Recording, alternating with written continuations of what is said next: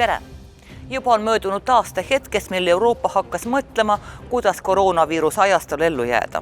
Veel paar kuud tagasi tundus, et oleme õigel teel. Seejärel läks midagi valesti. Euroopa Liit jäi peaaegu lootusetult konkurentidest maha. 100 inimese kohta on meil vaktsineeritud vähem kui 4 inimest. Võrdluseks, USAs on 100 elaniku kohta vaktsineeritud 13, Suurbritannias 19, Iisraelis 61.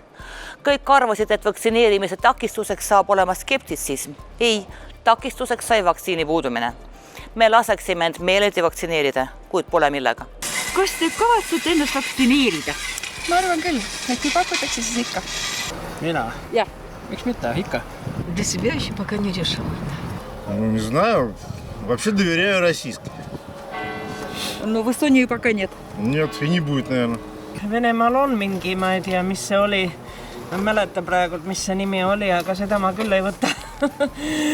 Absoluutselt, muidugi ootan. Ma arvan, et kui see on registreeritud, siis nad on kõik kindlad. Et soovitan tõesti, et see ükskord see õudus otsa saab. Veel mõned arvud. Eksperdid on seisukohal, et majandus hakkab taastuma, kui vaktsineeritud on 3/4 elanikkonnast.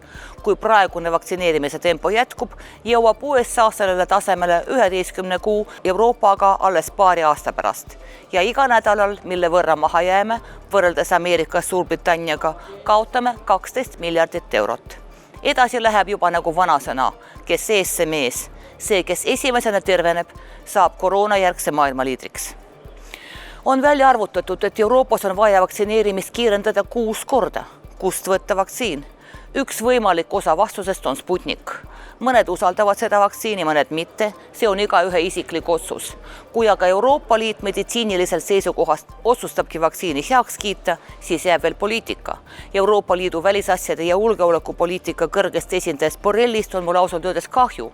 Ta soovis kõigest parandada suhteid Moskvaga, kui teda ründasid nii Lavrov kui mõned Euroopa poliitikud.